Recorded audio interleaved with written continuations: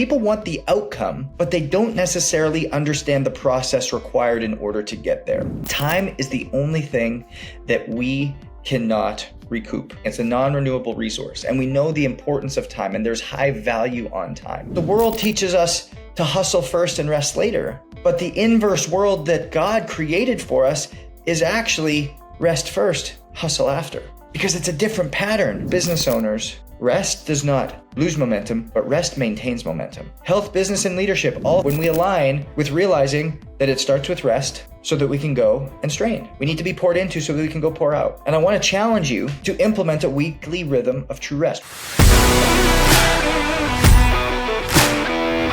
Hey champions, welcome back to the Own It Show. I'm your host, Justin Roethlingshoefer. And if it is your first time here, I want to welcome you because you have just taken the next step in ultimately educating, equipping, and empowering yourself to take ownership of your health, because that's what we do. We help you realize what this tool, what this vessel can actually be used for. And when we live in association with something that is much more purposeful for ourselves, we can actually exponentially grow and realize the life that we were meant to live. And so if today resonates with you, if today blesses you, all that I ask is that you share this with somebody, because I know the message that we're going to talk about today is going to resonate heavily. As I was doing research for this, as I was leaning into this, it was like I was having revelation after revelation, because I've been speaking to so many people. And when we talk about health, when we talk about being able to steward your body, being able to step into high performance, people want the outcome, but they don't necessarily understand the process required in order to get there. And today, we're going to help you overcome the greatest obstacle that I hear all the time, which is time. I don't have time. Right now is not a good time. I just can't prioritize this. How much time is this going to take? Time is the only thing that we cannot recoup. It's the only thing. It's a non-renewable resource. And we know the importance of time, and there's high value on time. And so today, when we lean into really what the theology of time is and maximizing health and high performance, utilizing it, we can help you, high performance business owners, align their health and success by optimizing time. And so when we think about this, I want to ask you a question. And as I ask this question, I want you to, if you're driving, don't close your eyes. But if you're just in a space, I want you to close your eyes and I want you to say, how do you view time? Ask yourself that question. How do you view time? Is it something you control, or is it something that God has entrusted to you? Sit with that. How do you view time? Is it something that you control, or is it something that God has entrusted to you? Because the modern struggle with time is that time is always running out. We always need more. We're always falling behind. And when we continue to sit with that inner struggle, we know we constantly feel conflicts. We constantly feel stress. And we know that stress suppresses HRV. It pulls HRV down. It's that language that our body has to communicate how well we're in rhythm. And so I want to challenge you with something. And I always say this when I'm on stage, is I want people to come into this keynote, and I want people to come in today with this podcast thinking and playing in what I call the big blue ocean of the 90%.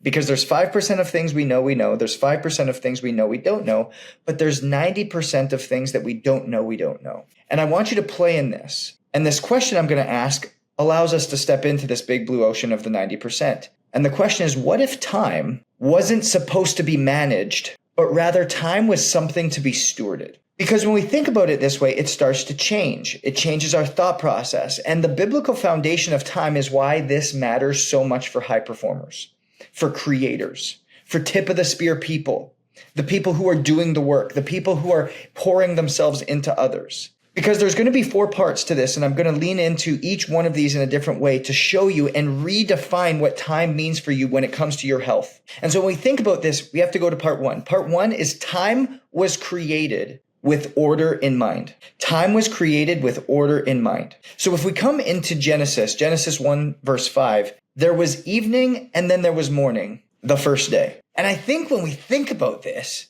it's like, oh yeah, cool. Morning and night. Makes sense.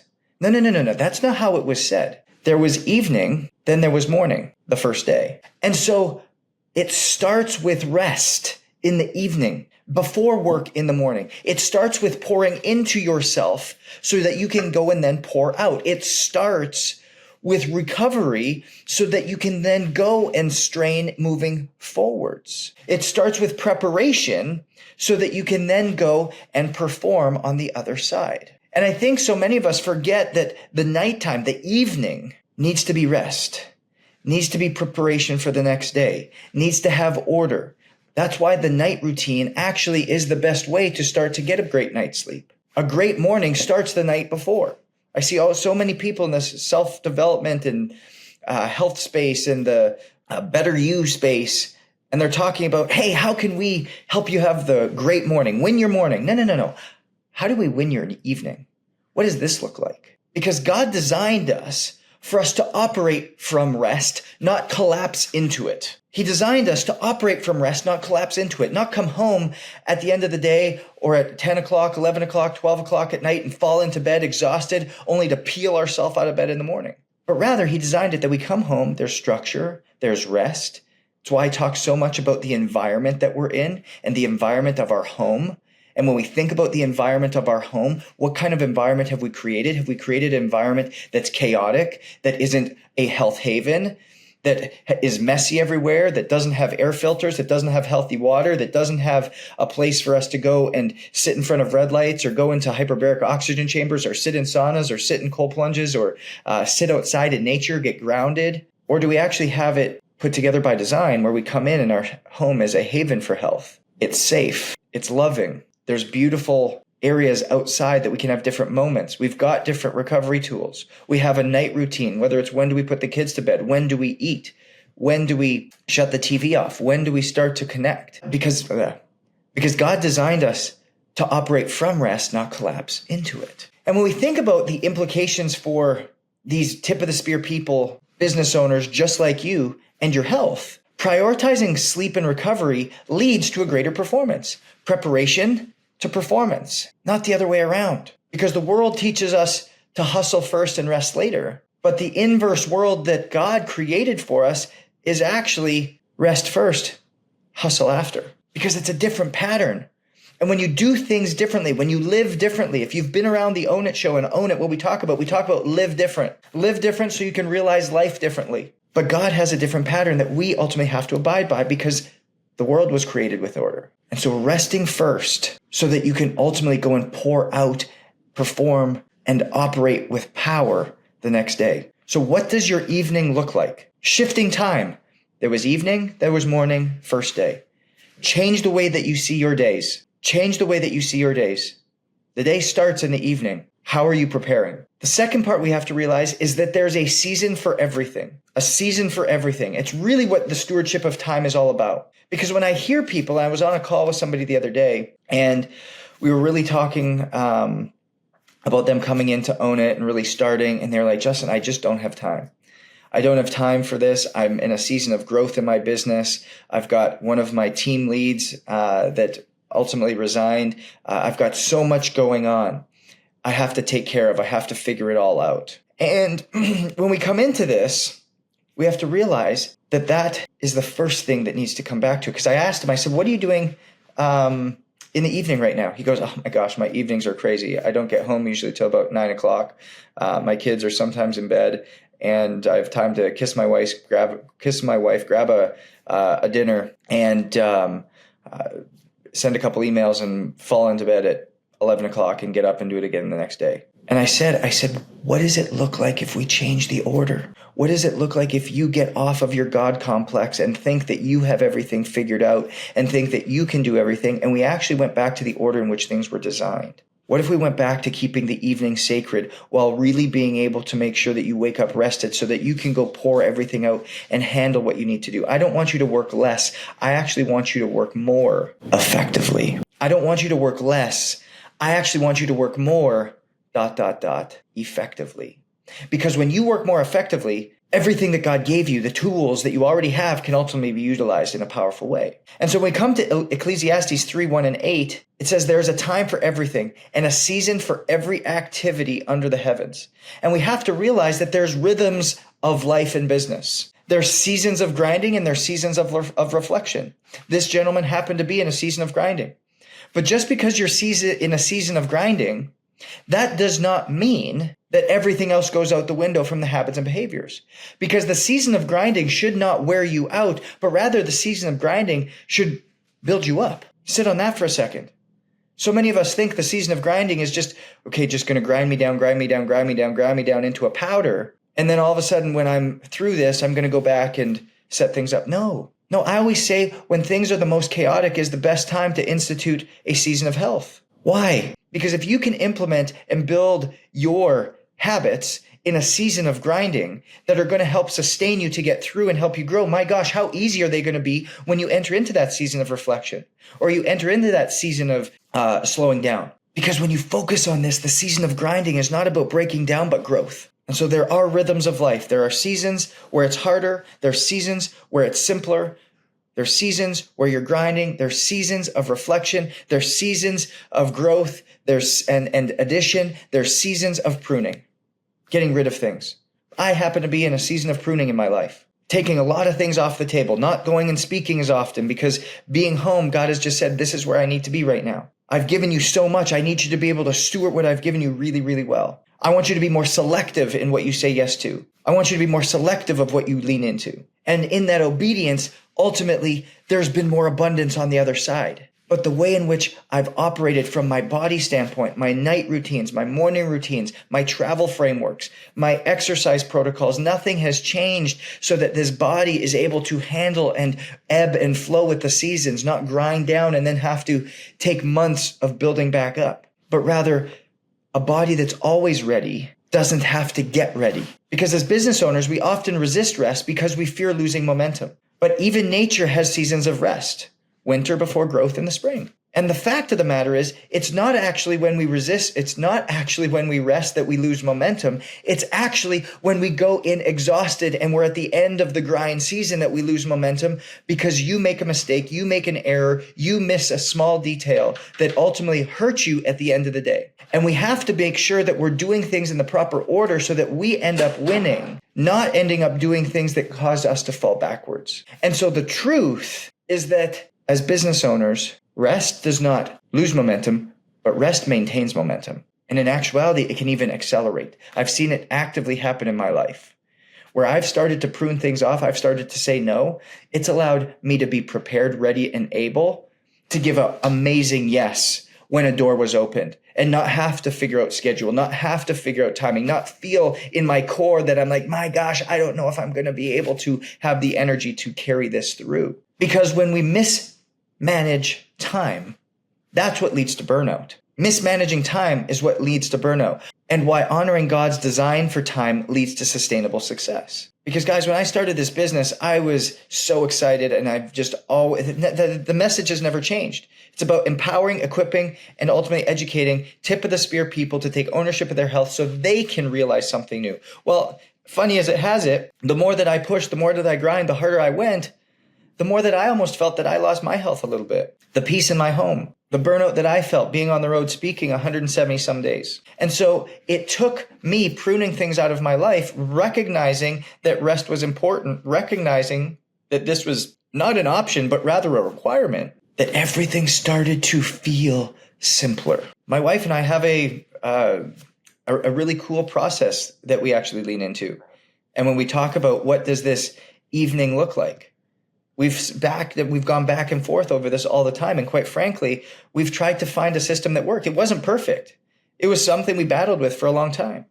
And so what mine looks like now is that at 6 p.m. every single night, I create what's called a wind down routine. So for the first 30 minutes, 6 to 6:30, I make all these notes in a journal. What do I need to do tomorrow morning? What's the first things that I need to do? Kind of do a little brain dump. No calls are booked after 6 p.m.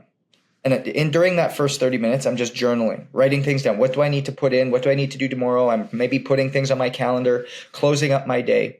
And then at 6:30, I go outside, and I call this a reacclimation process. At 6:30, I go outside. I hop onto the bike for 15 minutes. I hop into the sauna for 15 minutes. I hop into the cold plunge for 1 minute. And then I come inside, I shower off, I get my clothes on, and by 7 p.m., 7 o'clock, My wife and I are sitting down to dinner. My wife and I from 7 till 9 are enjoying our conversation. We're enjoying our connection time. We're watching a show to help us relax together. We're maybe taking our dog for a walk together. But we're doing things that help us prepare for the next day. By 9 p.m., all the TV is off. We're in bed by 9:15. We're sleeping by 9:45. And it allows me to wake up refreshed, ready to go at 5:45, 6 o'clock a.m. the next day with a full cup ready to pour out. That is not something that I've been doing forever. This is something newer within the last 2 or 3 years. And the crazy part is, as I've started to lean into this, it started to create a massive change. And so when we think about this, time was created with an order. Night into morning, first day. What does the evening preparation look like so we can lean in? And realizing that there's a season for everything, and the season for everything of grinding, of pushing, and a season of reflection, a season of growth and expansion, and a season of pruning, all require a rhythm that's held together by your health. Which takes us to number 3, which is the power of Sabbath and why rest is your superpower. Because we go into Exodus 20, verse 8 to 11, and it says, remember the Sabbath day by keeping it holy. And Sabbath is not about legalism. Like hear me on this. And this is something, again, that I've had to have an eye-opening moment for, because it's so easy for me. I love what I do. I'm passionate about what I do. I can work 7 days a week, 4 weeks a month, 365 days a year. It's easy for me. It's so easy to get pulled into it. But Sabbath is not about legalism, guys. This is not about some church preachy. This is not, and it is about trust. Trust. We all have these Jesus complexes. These people who are tip of the spear people, these people who are continually giving, who are continually serving, who always have the ideas, who always have the right answer, who are always looked to for the right answer. And what ends up happening is that we take on this Jesus complex and we think that we have all the answers and we can do it right. And by not taking a Sabbath, by not taking one day just to rest and recover a week, we think, hey, I don't trust what God has for me, but rather I need to take control of everything. Because what happens when business owners neglect trust is rest. Let me say that again, because I hope that didn't go over anybody's head. What happens when business owners neglect trust is we neglect rest. Rest is the first thing to go when we neglect trust. And it shows up as physical burnout. It shows up as mental brain fog. It shows up as strained relationships. It shows up as unsafe spaces. That's what ends up happening because we put everything on ourselves and we take on this God complex that was never meant to be for us. So what happens when business owners neglect trust? They neglect rest. And so we have to start to use the Sabbath as a performance tool. This is something that should be built into every single business owner's week, every single tip of the spear person's week. Sabbath is used as a performance tool.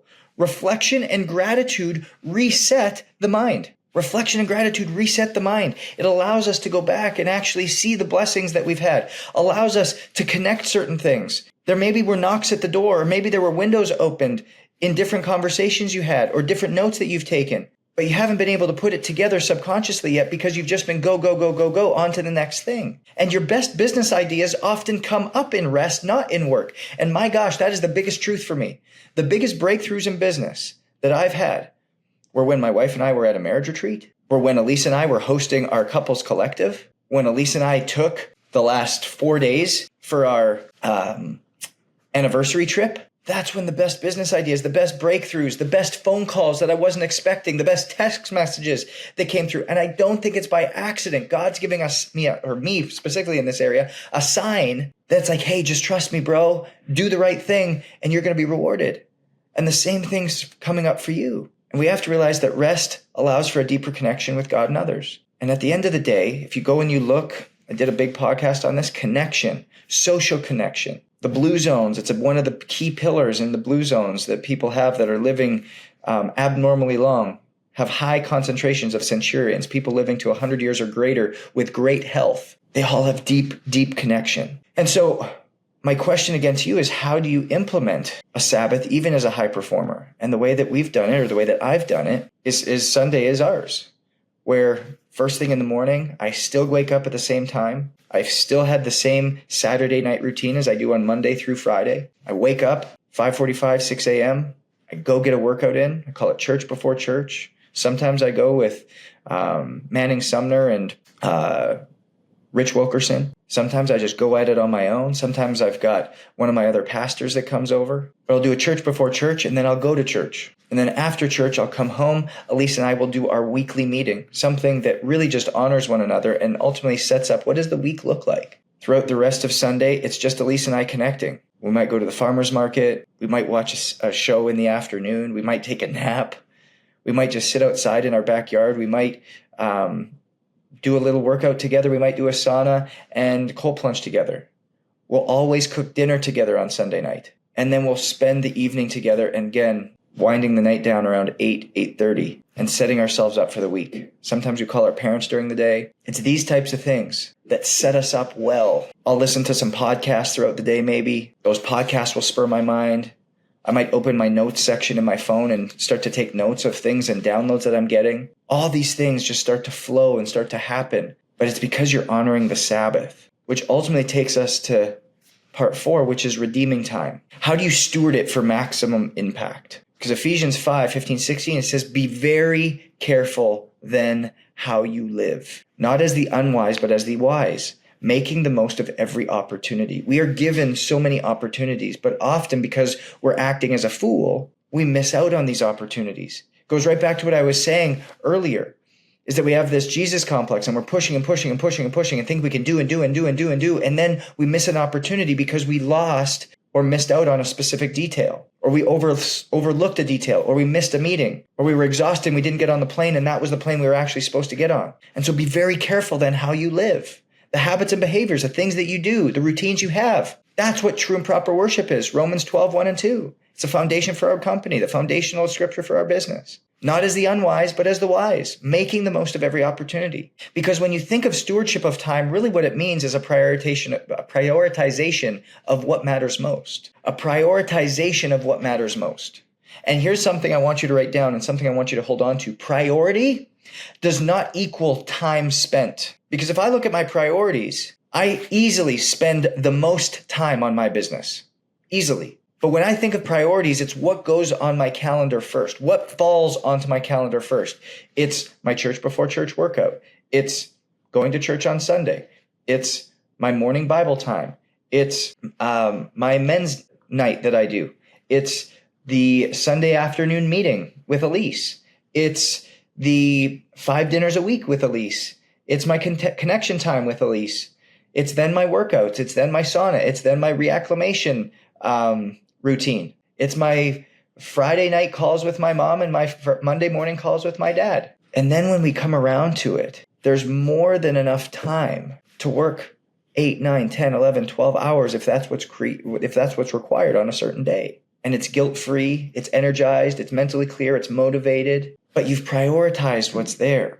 You've prioritized what matters most. And I want us to identify the trap of the word busy. It's so easy to come back and be like, well, I'm too busy. No. The word we have to come back to is the clarity of aligned. Because I think too many of us are on mission, but off purpose. Meaning that when we're working and we're pushing and we're going on mission, it's us continually trying to drive the routine. It's us trying to drive what we're doing rather than being aligned on purpose with what we're called to do. I don't want to be on mission anymore. I want to be on purpose. Because on mission made me busy, but on purpose created clarity of alignment. And that's where life starts to change. And so there's 3 practical ways to align time with God's design. And number 1 is start with rest. Start with rest. Prioritize your evenings.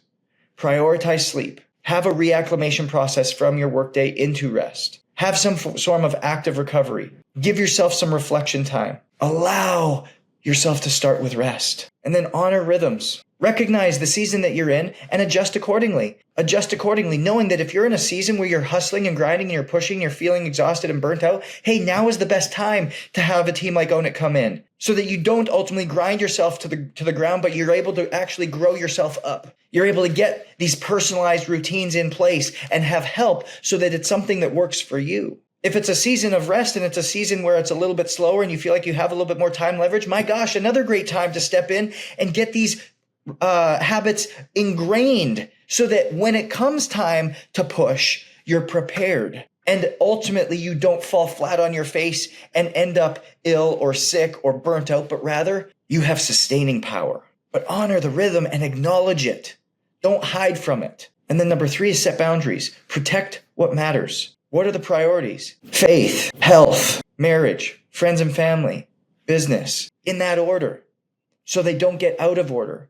So they don't get sacrificed for what is urgent. Oftentimes when we don't set the boundaries, every urgent thing that comes to our plate becomes an urgent thing for you. Well, no, that's not the case. How do we create this to be something new and something different? Because we have to come back to the truth that time is not something we own. It's something we steward. Time is not something that we own. It's something that we steward. And when we realize that, there's always enough time. Time is not always running out. There's always enough time. No, we don't always need more of it. There's always enough time. You're always ahead. No, you're not falling behind. Because I want you to go back to that first question. What if it wasn't something that was supposed to be managed, but something that was supposed to be stewarded? Health, business, and leadership all thrive when we align in God's timing. Health, business, and leadership all thrive when we align with realizing that it starts with rest so that we can go and strain. We need to be poured into so that we can go pour out. And I want to challenge you to implement a weekly rhythm of true rest. What does your Sabbath look like? It doesn't have to be Sunday. It could be Friday. I know there's a certain pastor that has his Mondays as his true day of rest. I know that a lot of businessmen that we work with in Own It, we've developed it. It's a Friday. That's their true day of rest. Some it's a Saturday. Some it's a Wednesday. It's what gets built for you. What does this actually look like? One of our business owners, it's so cool. His kids homeschool. And as we were thinking about this construct he was putting together, he actually took his day of rest as a Wednesday. And what did he do? He took his kids, because they're homeschooled, he took his kids, and that was Daddy Sunday, Daddy Daughter Day, that they go and do something all day on Wednesday. So that ultimately what he's able to then do is on Saturday, when the kids are off playing and doing their thing, he's able to actually get really purposeful work done. But he made that a priority as Wednesday was his day of rest. It was really cool hearing this. So what is your day of rest? How do you need to put this together? How do you build your start with rest so you can ultimately structure a great night or structure a great day? So what does your night routine look like so that you can have a powerful morning? And then making sure that you have a team around you to help make you accountable, help bring you through, help show you what you can't see. And I'm inviting you to reflect. How is your relationship with time? How is it shaping your health and leadership? I guarantee you, if right now you feel exhausted, if right now you feel burnt out, if right now you feel like you're chasing time, if you feel like you need more time, time's always running out, you're always falling behind, you feel like your health's getting away from you, your relationship with time is not very good. And so I encourage you, go to ownitcoaching.com and reach out. Send me a message, a DM through Instagram. See how we could help you take ownership of this. Because we have to realize, as Psalm 90:12 says, teach us to number our days that we may gain a heart of wisdom. Teach us to number our days. That doesn't mean we want less days. It actually means that we structure our days, number our days, put order to our days. Put order to our days so that we may gain a heart of wisdom. Put order to our days so we might be able to do more. Put an order to our days so we might be able to have a greater impact and greater influence. Number our days so that we may stay sharp and continue to keep moving forward and have a massive impact and grow the purpose for why we're here. Because at the end of the day, you were built to heal. Whatever you're struggling with, whatever health issues you have, if it's brain fog, if it's headaches, if it's just a body that doesn't feel well, if it's a feeling of being burnt out, falling asleep, not staying asleep, your body is giving you a sign and you were meant to heal. But it requires us to live a life that's different. We know success is different, so own your different. And we'll see you next week.